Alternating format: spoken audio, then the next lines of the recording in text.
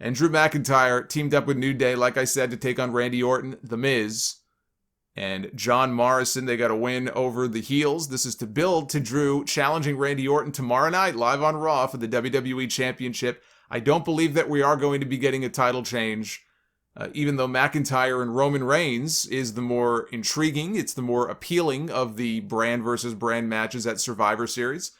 And they did tease it on Friday night, but that's all that it should be right now.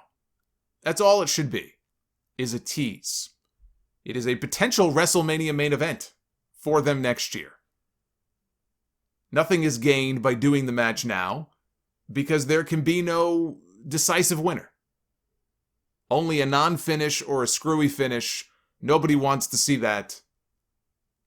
That is a match that should be preserved. Which brings me to Smackdown. Perfect segue. Drew McIntyre showed up on Smackdown this week to confront the Tribal Chief. As Drew, again, is getting that rematch with Randy Orton tomorrow night. He could walk out of Raw as the WWE Champion. And he could well end up facing Roman Reigns at Survivor Series. And so he wanted to confront Roman face-to-face.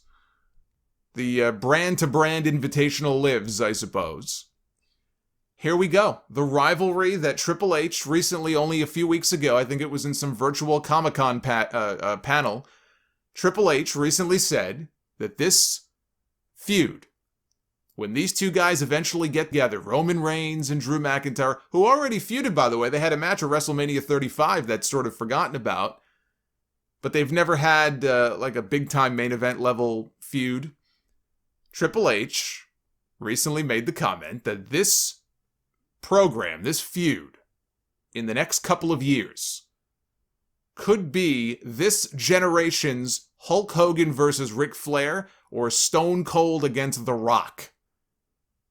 Why would you even make that comparison? I know what he's trying to say, but it just gets people hung up on comparisons, and comparisons are not what they need right now.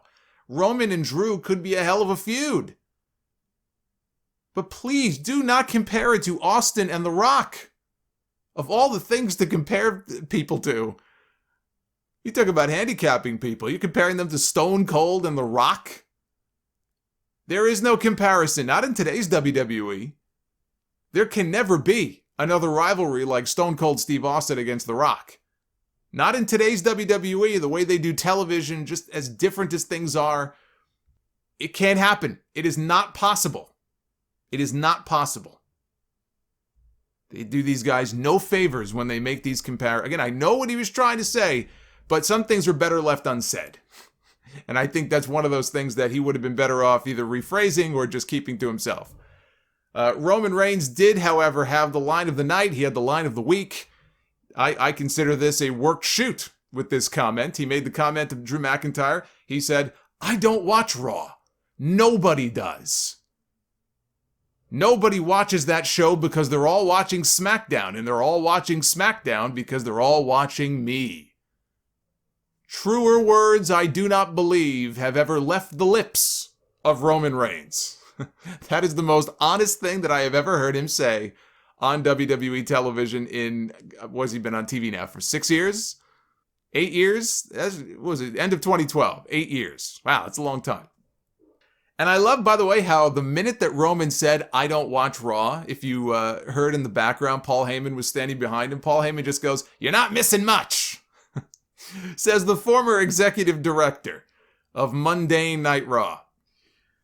Anyway, this brought out Jey Uso, who came out of his own volition. Clearly, Roman Reigns did not want him to come out here, but Jey Uso was sticking up for the family, and this ended up with a match being made, Drew McIntyre in the main event against Jey Uso. Roman was pissed. In the back, he was just shouting at Jey Uso, "What are you doing? You know, you don't have a match unless I say you have a match." So he was not happy about that. And in the main event, may as well just skip to that part, McIntyre pinned Jey Uso off of a Claymore kick. It was a non-sanctioned match because Drew was not part of the blue brand, which never stopped people from going over there because apparently you can just go wherever you want. It's Survivor Series season, so therefore you can just go wherever you want. I don't know how that's any different than what we had in the summer. They did that for SummerSlam season. They're doing it for Survivor Series season. Royal Rumble's going to be the same thing, right? Because Royal Rumble, everybody mixes together. WrestleMania, you have some mixing. I don't know why they still try to keep up this farce that the Survivor Series is the one time of year. You could take that and shove it up your ass. Again, no credibility with these announcers. None. There's another example of it. None. Zero. Zip. Zilch. Goose egg. But he beat Jey Uso, and he confronted Roman Reigns when the match was over, and Roman looked at his title, which was over his shoulder, and he looked at Drew and he said, "Go win one of these, and then we can talk about next Sunday." And he walked to the back. So things are very muddied right now. The match for Survivor Series at the moment is Randy Orton, and these are all non-title. The match at the moment is Randy Orton one-on-one with Roman Reigns.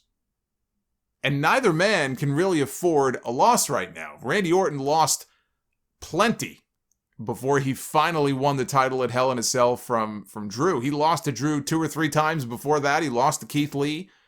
Now he's the champion. Randy Orton, really shouldn't be losing. Roman Reigns should not be losing at least until WrestleMania. At least. And yet on Raw, they have been teasing an Orton Fiend program or Orton McIntyre and The Fiend. The Fiend has no match at the moment at Survivor Series. And tomorrow night on Raw, now we know that Randy Orton defends the title against Drew McIntyre, which theoretically could set up McIntyre against Reigns at Survivor Series. But then you have the same problem where neither man should really be losing. This is always the problem when you do these inter-brand matches. But it just feels way too soon to be jumping into that match. So here's what I think. I think that Drew showed up on Smackdown this week, right? Tomorrow night, what's good for one is good for the other. Roman Reigns makes an appearance on Monday Night Raw.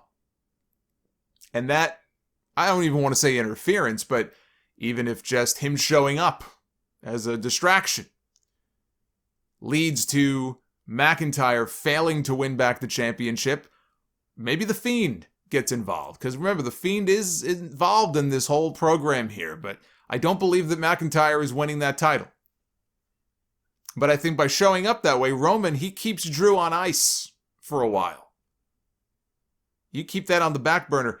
And your 2 WrestleMania main events next year could be Randy Orton defending the WWE title against Edge, which just, if Orton keeps the title, that's the obvious direction. There's no other direction. Unless Edge is not recovering as quickly as he would like to from his injury, he'll be back in time for WrestleMania. He may be back in time for the Royal Rumble. He may win the fucking Rumble. So if Orton doesn't drop the belt in the next couple of months, then that is the obvious direction for WrestleMania. Orton against Edge. I'm not thrilled about it being for the championship, because I don't think it has to be. But clearly Orton and Edge are having one more match. And Drew, you got to figure out a way to get him on SmackDown, because he and between he and Edge, there's a better chance, I think, of Edge coming back and winning the Royal Rumble than there is of Drew repeating 2 years in a row. And that could be how Edge gets his shot with Randy. I'm still pulling for a Big E win, but I got to tell you, Big E has just been ice cold these past several weeks. Barely even featured on television, but for a few backstage segments with the Street Profits. And that really is just to build up a tag team match at Survivor Series between the Street Profits and the New Day. It's not even really a focus so much on Big E. So I don't have high hopes that they see him as being ready for that spot just yet. Reigns and McIntyre would be a WrestleMania-worthy match. And the dynamic is totally different from the match they had at WrestleMania 35. That was a total afterthought on the card. And it didn't help that it came after Kofi's big win against Daniel Bryan. It's like nobody gave a shit about the Roman Reigns. I was in the building, I could tell you. Nobody cared about the Roman Reigns-Drew McIntyre match. It was just sort of one and done. Roman wins. All right, get him out of there.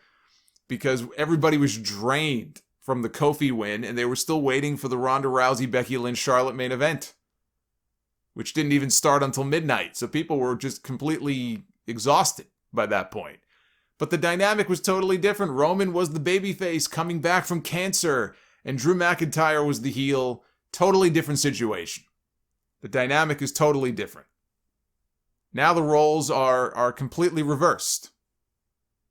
And Roman is doing the best work of his career right now. If they can't get The Rock, and I don't think they will, I think that's probably the match. Reigns and McIntyre. And the interactions between them on Friday night were great. When they were together, it really did feel like the biggest match outside of The Rock that they could be doing with Roman Reigns. We had a no-holds-barred match billed as the final chapter between Seth Rollins and Rey Mysterio. And did you notice that Rey's injured eye was miraculously healed?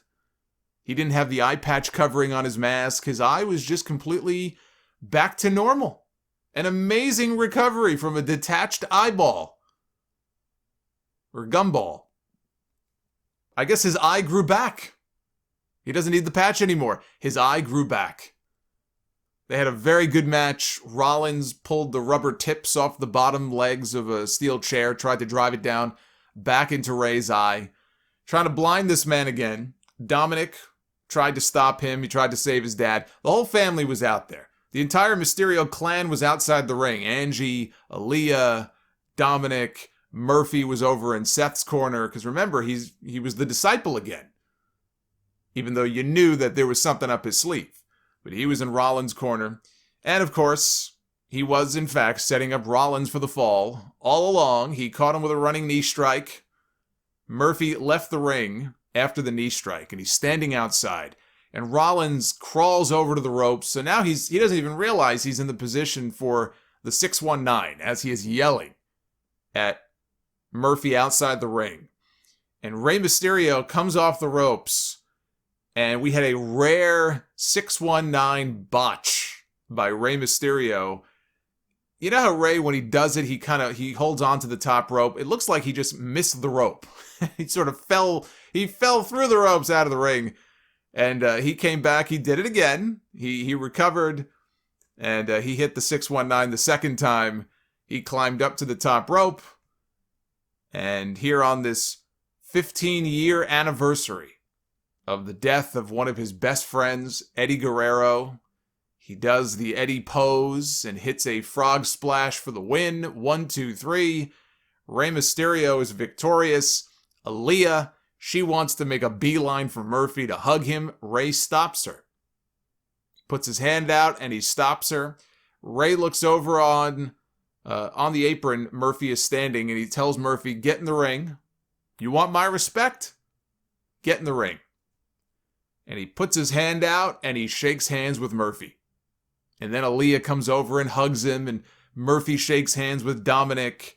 And we ended with the Mysterios and Murphy. Even Angie came over and she hugged Murphy. And we ended with this great, it was like the scene out of a Christmas movie, right? The whole family is reunited. The family is back together. 'Tis the season. The Mysterio family is one big happy unit. And I couldn't help it. I got all emotional. It's just a beautiful thing to see, Beautiful. I'm so happy.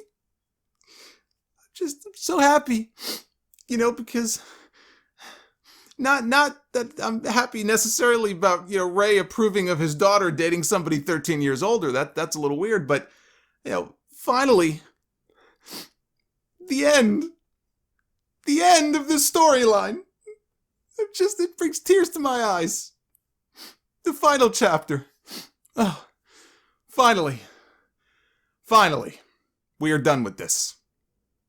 Although we are getting Rollins against Murphy this Friday night on Smackdown.